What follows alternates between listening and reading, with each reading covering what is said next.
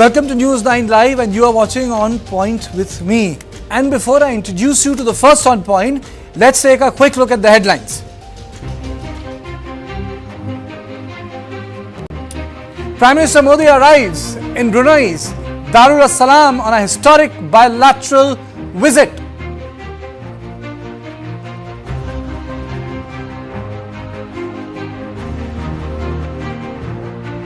West Bengal Assembly unanimously passes state's new anti-rape Aparajita bill.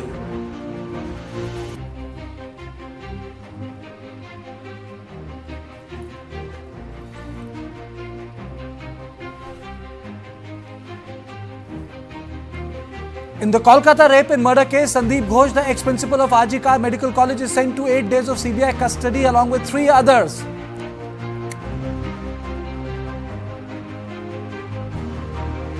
Nine Naxals killed in an encounter with forces in Chhattisgarh's Dantewada. Automatic weapons recovered.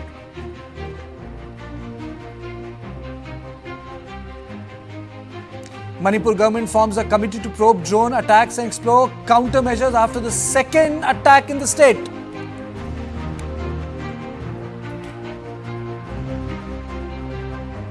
Netflix representatives meet the Information and Broadcasting Secretary following controversy over the OTT series IC814, the Kandahar hijack.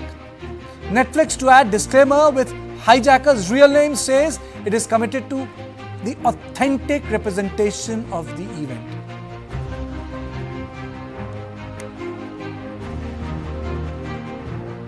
Ukraine's President Zelensky says that the Russian missile strike killed 41 people in Ukraine's Poltava.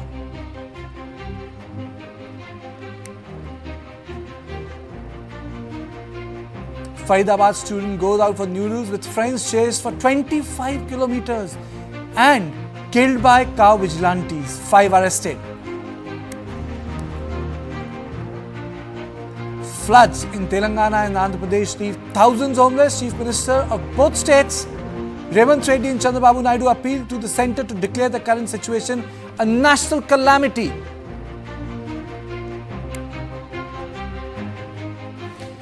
Manipur witnessed a second drone attack on Monday. 2 attacks in 48 hours. Explosives were dropped from a drone on a Monday evening by suspected Kuki militants. This took place in Senjam Chirang in Imphal West, which is just 3 kilometers away from Koutruk, where the first attack took place. 3 people were injured in the second drone attack, including a 23-year-old woman. The militants also fired indiscriminately on the village of Senjam Chirang from a hilltop. It prompted retaliation by the security forces. 2 people were killed and 9, including a 12-year-old girl, was injured in firing. First drone attack claimed these lives. We have visuals from the hospital where the injured were taken.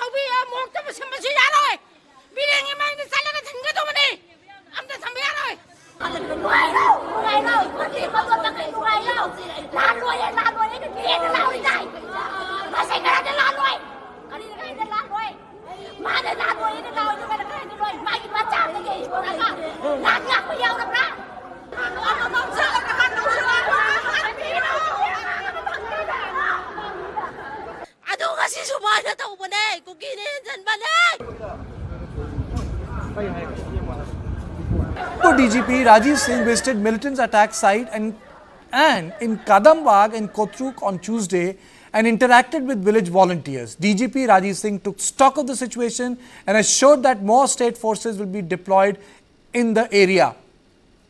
He told village volunteers that search operations are conducted effectively in both valley and the hill. हम लोग उसको भगा दिया है, चलो उधर battle field में उधर लड़ाई में आप भी शामिल करो, तो वो लोग कुछ भी नहीं सुना है, ऐसे जाके इधर फिर लड़ाई है। वो कुछ सेंट्रल फोर्स मदद नहीं किया है, तो हम लोग कदांगमन का बस्ती वाला लोग सेंट्रल फोर्स से कुछ विश्वास नहीं है ये लड़ाई में।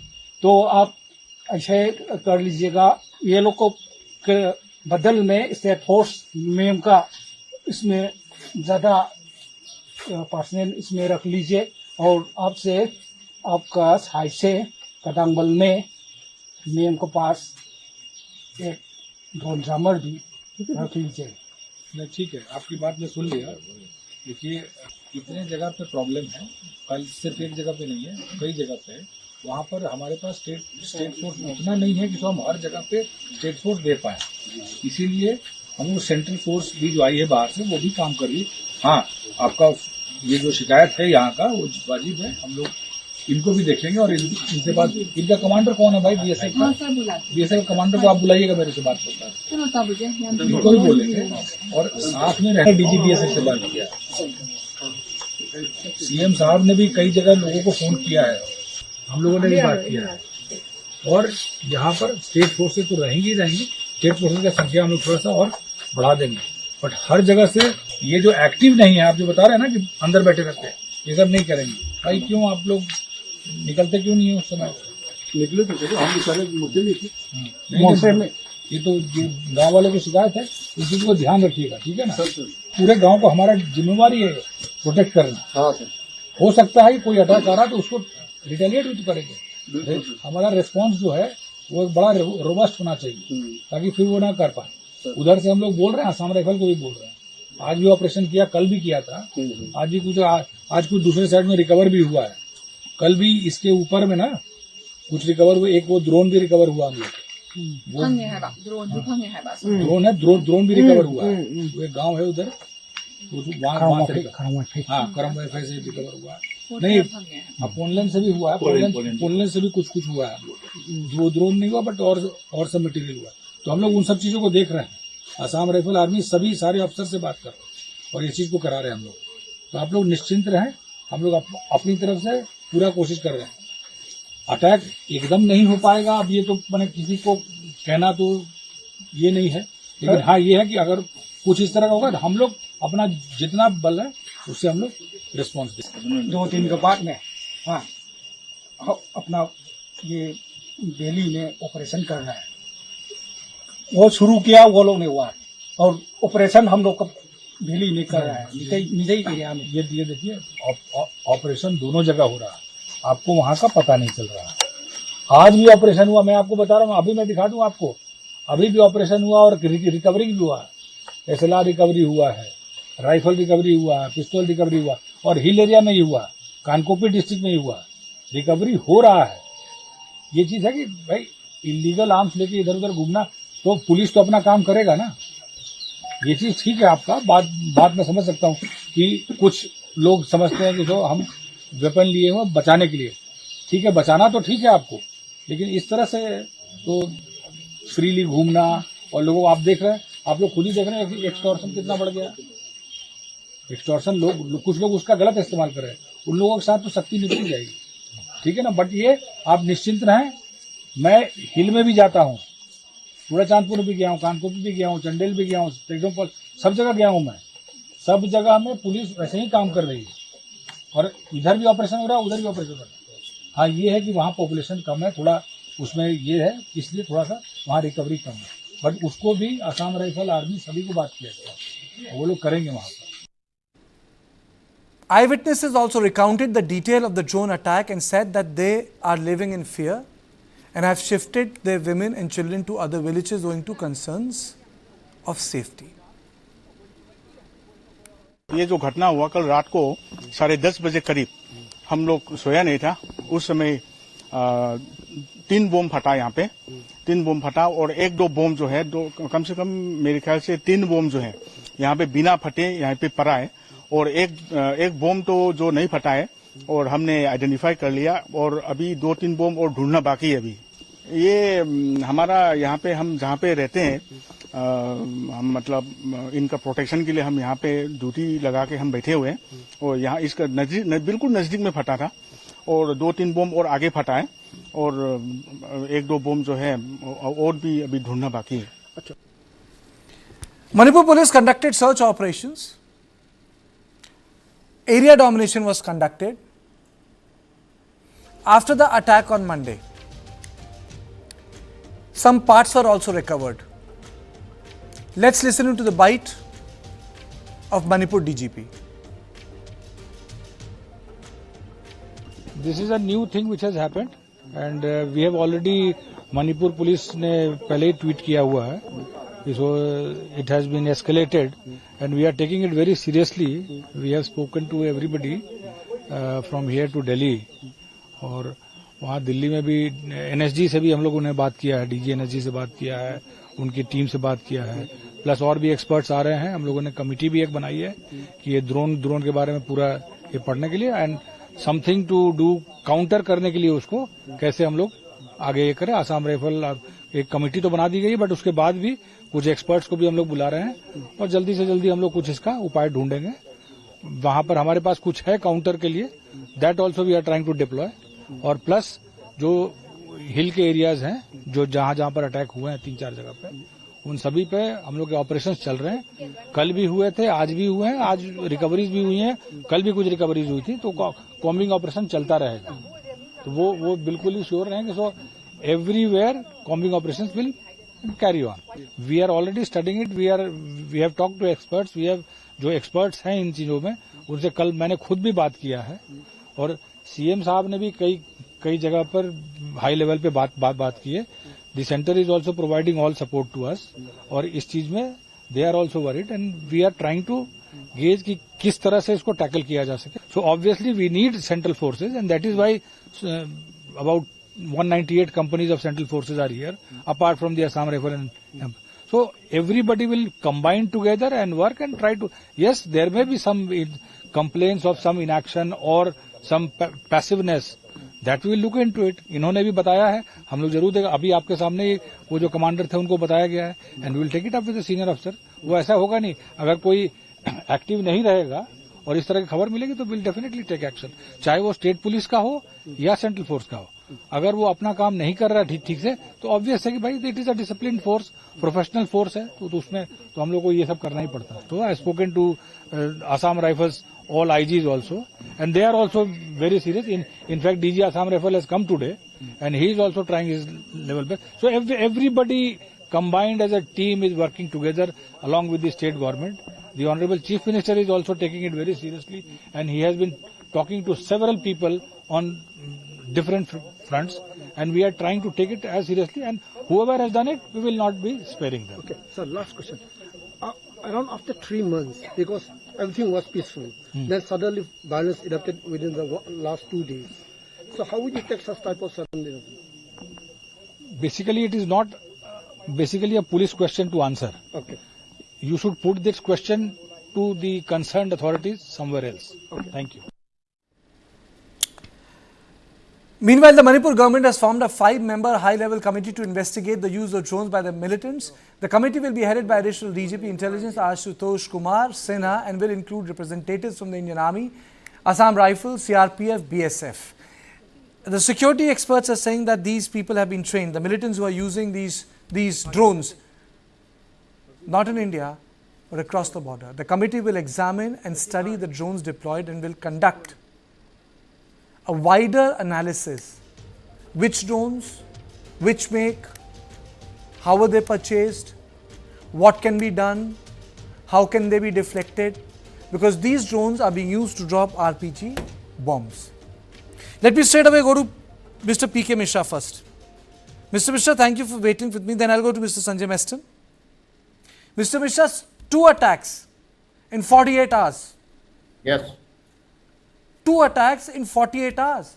I mean to say that it's being done with impunity. And I would say that there's a message that is being sent. Yes, Karthikeya, I have gone through all these things which has happened since yesterday. The first attack, it came on Koutruk village, accepted. They were unaware, and attack came by drones, which never happened in the history of Manipur.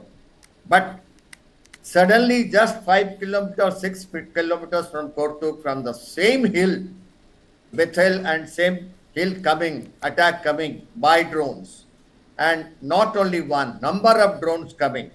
It is surprising. It shows that after first attack, perhaps situation was not taken that seriously, and I can well tell you they went to the extent of completely attacking and then snatching one LMG and one AK rifle and one INSAS from the IRB battalion.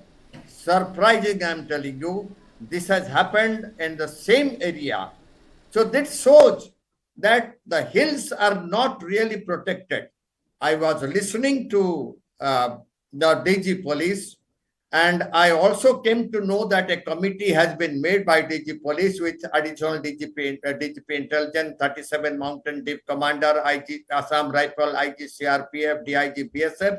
But the drones, you are correct, Kartikeya, the drones were the same which were used by guerrillas in Myanmar against the Janta government. There is a lull in Myanmar, and some of these drones, they came through the open border to Manipur. And of course, the committee will definitely look into this. And as DG Police has promised that, yes, the operation is going on and they have recovered one drone and they have recovered a few weapons or ammunition from Kangkopi. I will tell you, Kangkopi, in fact, it's a place where the plane it ends. You have to go to the hill. You have to go to Bihang. You have to go to here. That road, it leads to Singhat. It goes to Sugnu. It goes to Chapti Karang. It goes to on Bihang way. It goes to Myanmar border, Sita. Those areas are free for these Kuki militants who are already those who are being given weapons from Myanmar, not only drones, even RPGs have come. So I request the committee to go to these areas and send their troops for counter-insurgency operation in those areas, and first to block, I repeat, to block Myanmar and Manipur border. Until and unless we don't block the border, it is very difficult to have counter-insurgency operations in the hill areas. That is what the problem we are facing in Pir Panjal. The same problem will be fair enough. Let me go across to there are a lot of elements in this story, and the reason why I'm doing this program today is I thought that was one-off attack. But when I came out of the studio, my assignment told me that another attack has taken place. And I'm stunned because there will be a high-level committee. But it means that the drones have already been operationalized. Let me go across to General Meston. General, it means that a weapon has already been operationalized. I mean, so whether you use it once or you use it twice or you use it thrice, doesn't make any difference. It's like a stringer in Afghanistan theatre. You have operationalized a weapon and changed the dynamic of the theatre. And you are doing it with impunity. And you are dropping RPG grenades from top. It's not a small thing. Yeah, Karthikeya, absolutely right. The weapon system or the weaponized drones have been operationalized. There is no doubt. And therefore, now the question arises is from where are they coming? Obviously, they are coming from across. They are coming from Myanmar. How have they been able to come with impunity? That is the next question. I heard the DGP, DG Police was very candid in his statement. He said, and I repeat his words were, we are doing area domination, combing operations, entire area domination, combing operations are being done. And he also made a statement when he was talking to that civilian that aapko pata hai ki extortion bhi badh gaya hai. That means extortion is going on rampantly, whether it is in the Imphal Valley or whether it is going in hills, and therefore lot of bad elements or unscrupulous elements are also taking lot of advantage. And therefore, they have requested for additional companies already. I think 193 are already there, and they are requesting more. Then he's spoken to DG Energy for a counter drone strategy, etc. The fact of the matter is, the first issue is large number. It appears the fact that you are also stating operationalized. When it is operationalized, that means numbers of drones which have been inducted are in fair amount of numbers. Number two, the people have been trained. So obviously the training has been done across, because all this thing requires some training. It's not easy that you just put someone today and just give him a drone to operate. It requires training. So the fact of the matter is that the induction is taking place, infiltration is taking place, and the border areas are not guarded. That is the same. That is the principle. You look at that girl from Pakistan. She had come with 4 children in broad daylight, and SSB was deployed there with impunity. She came undetected. So our borders, most of the borders are, I would say, unsecured. Similarly with Myanmar, Mizoram, and now whatever problems are happening in Bangladesh, I think, if we talk about border guarding, but from where do we get the troops and who does it? Because today there is a deficiency of troops. The Indian Army's prime role is to fight the conventional operations with China. And if Indian Army gets sucked into all these operations in Manipur, I think the Chinese will be the happiest. So, General Messin, yesterday you weren't here, but the point is that there's faith in the Indian Army. I really don't want to walk that path again, because ultimately it's also a matter of trust. जब कुछ नहीं काम करेगा तो दूसरे ना फौज लगाई जाए. जब फ्लड्स आता है, जब कुछ नहीं काम करता है तो लोग कहते हैं फौज लगाई जाए. It's a unique, I would say every democracy has its flavor, and Indian Army has its own unique flavor in Indian democratic system. It's not just a force which is being thought as a core capacity just to defend the country. It also functions in many other ways in which people are used to. For example, in natural calamities, if nothing works, people say, "Bhai, fauj lagao, chutki mein theek ho jayega." So I think it's sort of a relationship of the Indian Army with the civil society. But before we progress any further into this debate, the Congress MP from Manipur, Bimola Koijam, he's from Manipur. He spoke about the drone attack, and let me tell you, this attack took place in his constituency. He has made certain charges. I would let his bite play out. Sometimes I stop thinking too much about what he says, because he has said so many things, He gives a picture as if this can be resolved in a couple of hours, couple of days. He said, at the beginning, he has been making a lot of statements, and he says, this will be done. After saying it's going to take time, then he says within 6 months. So if he is making an effort, I welcome it, but I don't go by whatever he says, I don't give too much importance to this kind of a statement. He has been making a lot of contradictory statements. It's like a shifting goalpost all the time. But I think at one level, it also is very instructive that so many new developments there, and then you have this renewed violence, which tells you that there are people who don't want peace process to take place. And this violence is new round is a serious issue, because it is using drones it's like, you must have seen it, right? I talked to the security advisor Kuldeep Singh, and I asked him, what's happening and whom do you suspect? So he tells me that they don't have the proof evidence, but the fact that all the pointers that he was saying points to Kuki groups who have bombed these areas, which comes under my constituency actually, the civilians' houses. This is a new stage. I think the government of India's silence on these issues, the Home Minister's, Defense Minister, I don't think they have made any statement.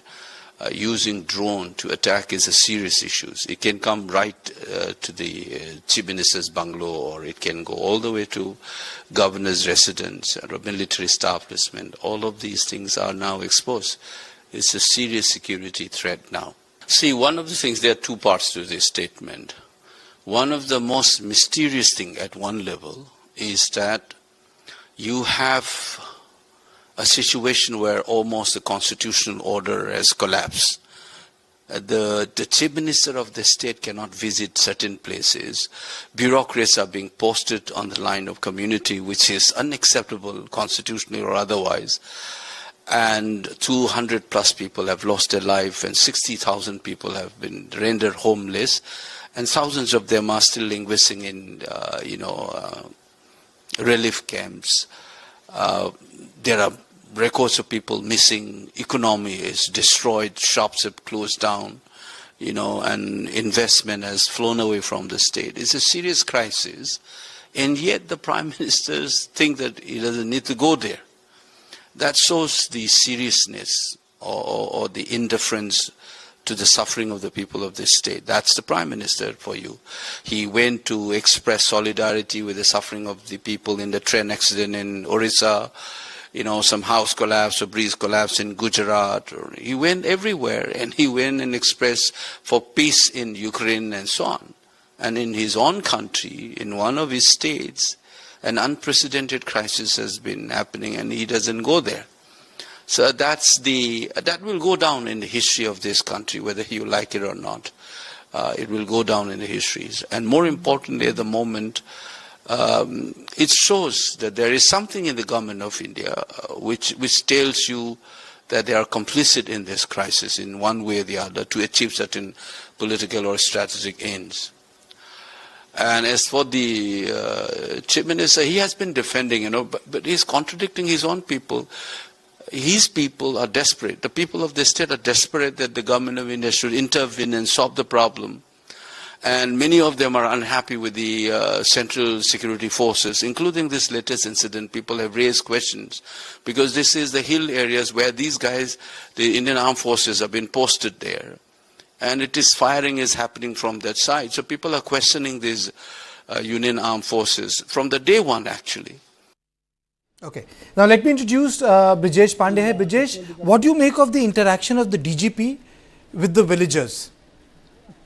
Well, Karthikeya, it's a very fascinating interaction between the DG and very frank, I must say, because usually, whenever a top official of a particular police force goes in to a scene of action where the crime has taken place, he also carries, some sort of camera person and all, which records it. And I think this particular recording reveals several uncomfortable truths.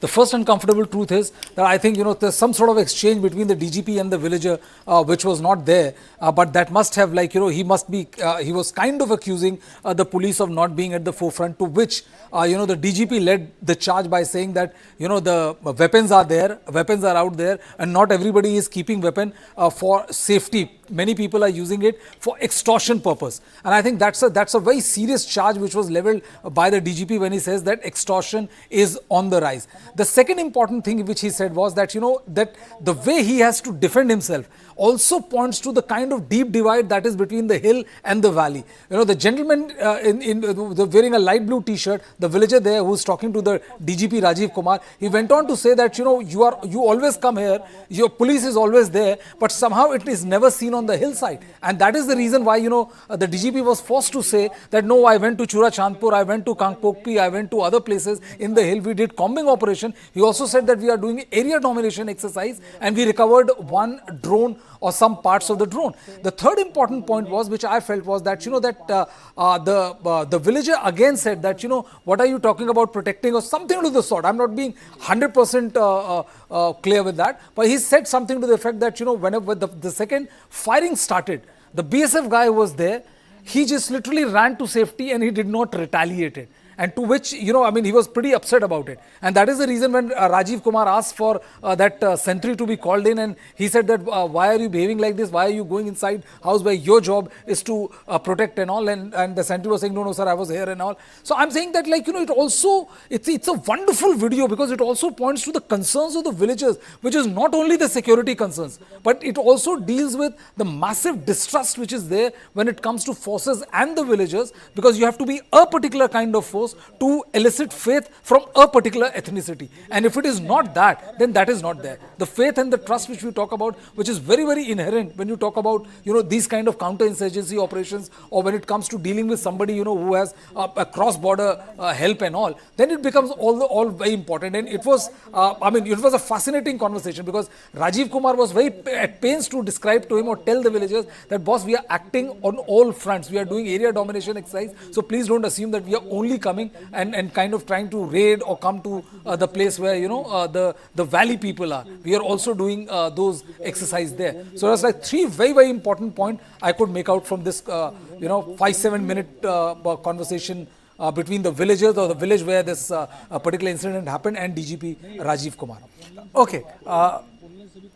Mr. Mishra, Brijesh has made a lot of relevant points here. I mean to say, this is like a perfect feedback from the people who are stuck in the violence. You have served with people. I mean, this is like a raw conversation which happens, And the fascinating part, it's captured on the camera. If you have that conversation, it actually tells you what people are undergoing there, what people are feeling. Yes, Kartikeya, I could see the way people they felt when and they interacted with with the DC police. They were absolutely correct. The second attack which came, it should not have come, and it is a fact that counter-insurgency operations are being carried out from yesterday in Kankopi, Bishnupur, Churachandpur. I'm telling you, Mr. Karthikeyan, I have done counter-insurgency operations for 10 years in Manipur. I repeat, 10 years in Manipur. Not in Palel, not in Kankopi, not in Churachandpur. Churachandpur is not the place for counter-insurgency operation, neither Kankopi nor Palel. If you want to really capture these drones and the places where they are being made and how it is coming, you have to go to the hills. You have to capture those hills. You have to climb on those hills where all these poppy cultivations are being done.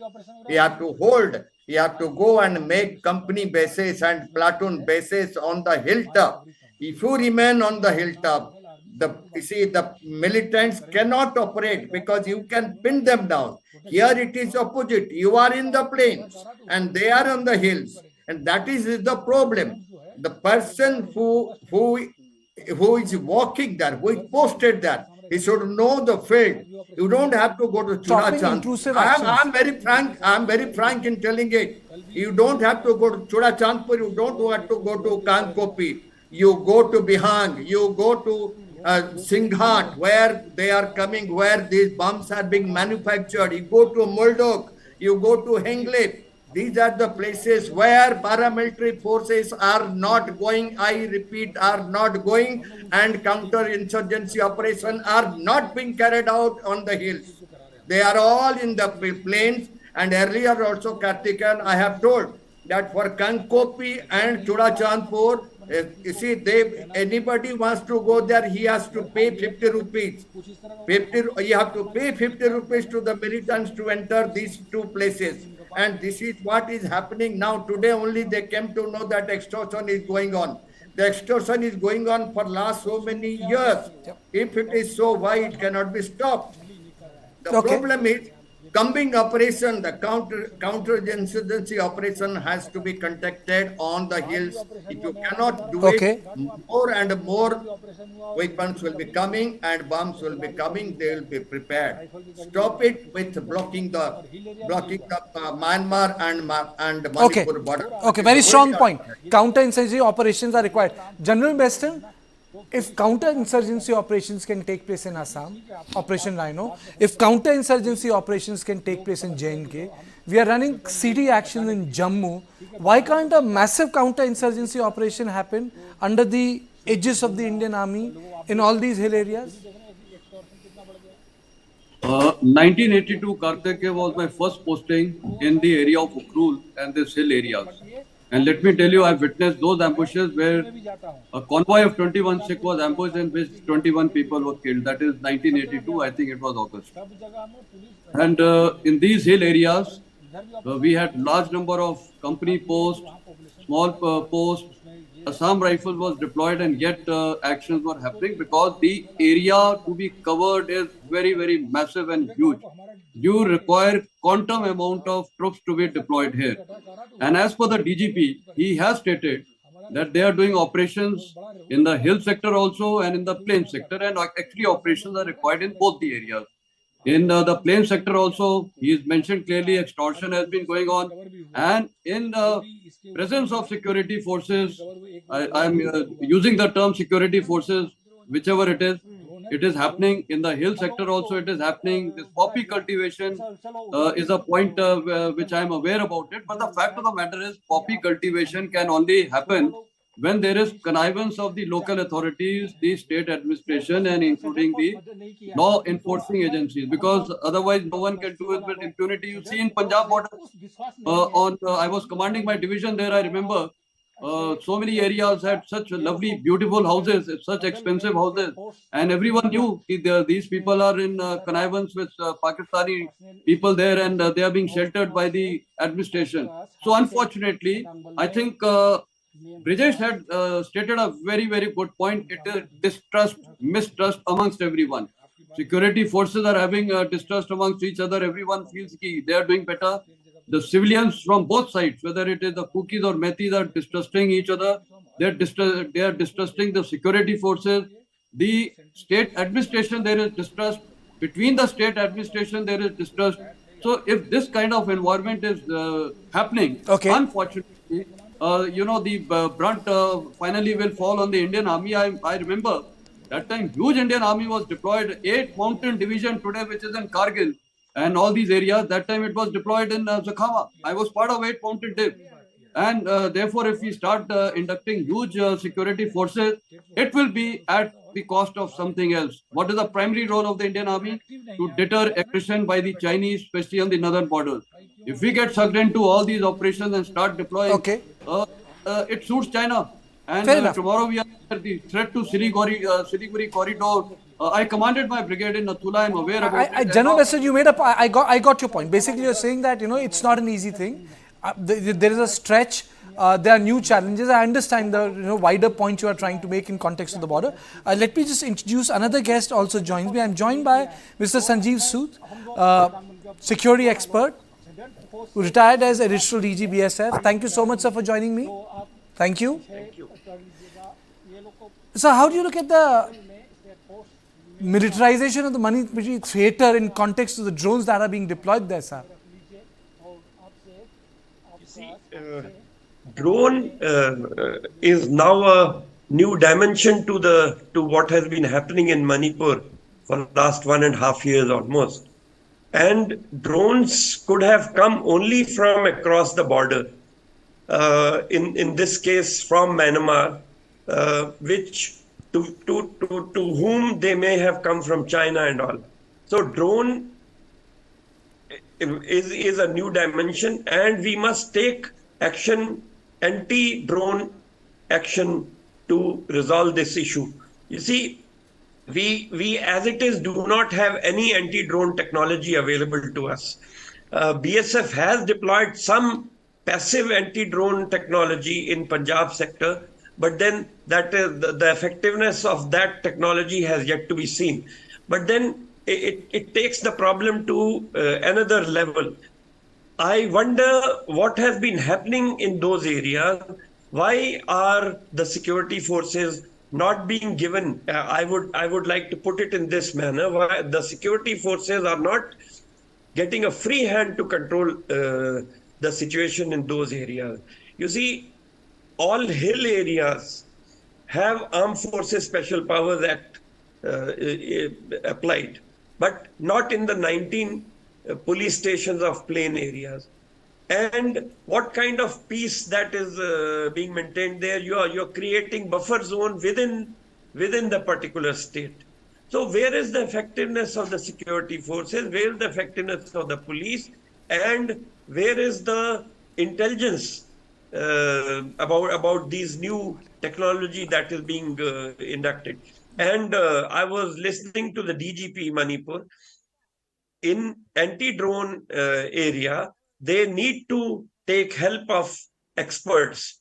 NSG is a good idea. They are taking their help. Maybe some other civilian experts can also be roped in to sort of find out how to tackle this problem. Otherwise, the security forces only have their LMGs to counter these.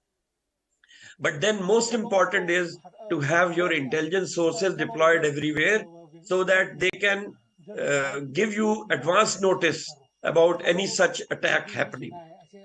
That is what I think of Okay. this. My second question to you, Mr. Sood, is yes, drones are a big problem. But the issue is that now the drones are being operated from the hills and the intrusive action is lacking. Do you think that unified command is the only way out? See, yes, unified command has to be there. And I believe that it is there, existing there in some measures. In that, the Or let me advisor put to it the this, the Manipur Kashmir model of unified command. beg your pardon? The Kashmir model of unified command. The Kashmir model of unified, yeah. The committee that has been formed consists of all the security forces. Probably this is a first step in that direction of creating a unified command. But unified command does not mean that we deploy all together. The unified command must imply that separate security forces are given separate area to operate. However, the coordination must be carried out at the police headquarters or whatever other security force that they deem fit to be raised there. So that must happen. Unified command is important, and most important is the intelligence. And the second thing is that the borders along Myanmar have to be guarded properly. As of now, Assam Rifles is there for the entire northeast. They have 46, 47 battalions. Only about 10, 15 battalions are meant to guard the borders along Myanmar, which is not adequate, keeping the terrain in mind, keeping the remoteness of those areas in mind. So, since the Assam Rifles does not operate in the BOP mode, that is the manner in which BSF or any other border guarding force mans their borders. They are operating in the COB mode. So the Can you borders just are elaborate it for our viewers? What is the difference between BOB mode and a COB mode for our viewers, for the civilians? Yeah. So BSF, when it is deployed on Indo-Bangladesh and Indo-Pakistan border, or SSB for that matter on Bhutan and Nepal borders. So we have border outposts located very close to the international border, and they are mostly at a distance about 3.5 kilometers from each other. So the troops are readily available very close to the border to operate. In the case of Myanmar, the troops are not deployed close to the border.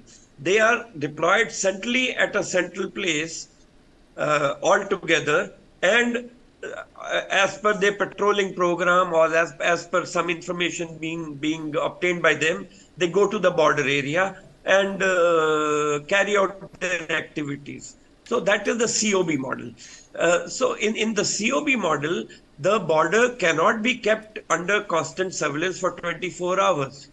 Whereas in BOP model, BOP mode, the borders is always under surveillance. The troops are always on patrol at night. They are on ambushes, which is not the case in case of Myanmar. That's a very important point. Myanmar border is open for infiltration by anyone and for such drone kind of things being brought in from anywhere. That's a very important point. That's a very important point. I've traveled in Manipur. I have reported from Mizoram. I've traveled in Nagaland. I've gone to Kibutu sector in Arunachal Pradesh. I have landed in Vijayanagar. I understand what you are saying. Well, I'm just saying that, the situation is also slightly different. That the free movement restriction which was there, that 16 kilometers either side, there would be free movement, not that enough Free of movement security, regime. free movement regime. So there was not enough security apparatus put in, which would have worked like where we operate our defense forces or deploy BSF in other international borders. That was a miss. And I think, somehow, Karthike, I'll be very honest about it, that, somehow, like, as I said yesterday also, that somehow, you always get the sense of, as the general was saying, that you would see that, there are, borders being within the state, the borders being put and saying that, buffer zones are being created. But somehow, people were kind of wishing away that the problem will go away. There has never been a concerted attack and attempt on the part of the security establishment to make sure that people who are carrying guns pay for what they are doing. Somehow that kind of urgency which we witnessed in rest of the country, or places where there's a counter-insurgency operation, or there's insurgency which is going on and which is creating a big headache for the government, is going on. I mean, I haven't seen that in Manipur. And the fact of the matter is also the fact that, if you look at this, that the way the entire gig is going on, and now with the drones being in, I think it has just raised the bar for the central government as well. Absolutely. I think Home Ministry has now a lot to answer. Mr. Mishra, do you think that's the point in terms of what Mr. Sood made? Yeah, I mean, that is what exactly I was telling last 2 days. Say you cannot control, you cannot have counter-insurgency operations until and unless you don't guard the border. Here, Indo-Myanmar border, I mean Manipur-Myanmar border is completely open. I repeat, completely open. You cannot have a base with 3 kilometers behind the border and go for patrolling, and after patrolling you come back, fall back to your camp. That's not the way for guarding the border. Guarding the border needs 24 hours with observation points and border outposts very close to each other, and patrol parties from both the BOPs going and meeting each other on the border, and finding out a night when NVDs have to be applied, and also you have all technical gadgets have to be there, observation posts have to be made, and full-fledged BOP structures must come up after every 3.5 kilometers or 3 kilometers, whatever the strength may be, with a platoon strength. Until and unless we don't do it immediately, the committee cannot look after this. Nothing can be done. No counterinsurgency operation will be successful in Manipur. This is what is my view after operating for 10 to 15 years in Manipur. And this is what has come to my knowledge, that the border is open. Counterinsurgency operations on the hills have to be made. And the best part of it, deploy a border guarding force in Manipur, Myanmar border, not any other force. I repeat, a border guarding force, and other forces like internal security duty forces, counterinsurgency forces must go for cordon and search operations along with police. Let the police handle it in plain areas like Churachandpur, Bisnupur, Chandel, and Kankopi, and other forces like CRPF and Assam Rifles can go to the hills for cordon and search operations to find out where all things are being made. Very important point, sir. Very important point. But I'm actually, again, sir, Mr. Mishra, I'm falling short. I'm really falling short of time. I would like to thank General Mester, Mr. Sood, and you, Brijesh, in the studio. But, this is not going to end, because the fact of the matter is that I would say this is the beginning of a new episode, and it is for this reason so many political players have started to speak on this issue once again. And again, I would say what is required is a unified action in every part of Manipur, so that the weapons which are operating freely flowing on the hill areas and those who are looted in the valley should be taken away from the civilian hands. The Manipur civilian population, hills or valley, should be completely demilitarized simultaneously. I leave you with the bite of the former Chief Minister Ibobi Singh and the current MP, Mr. Khoijam. The latest development of the state of Manipur since for last nearly 1.5 years. What is going on in Manipur? Everybody knows it. We thought that every people of Manipur thought that it is nothing but a mere law and order problem. Now, since yesterday, these cookie militants, so-called illegal militants, they started using of the most modern technology. They started attacking some location where Koutruk or maybe Senjam Chirang or every location around the foothill of Manipur. Now, question of the nation's security has come. Whether even let us forget about the innocent people, but even the Raj Bhavan and the Chief Minister's Secretariat, whether it is safe or not. Every citizen of this country well aware that the Constitution has given to protect life and property of the innocent of any citizen of this country. It is purely a state subject. If we thought that state has totally failed, including constitutional machineries of this state has totally collapsed and failed.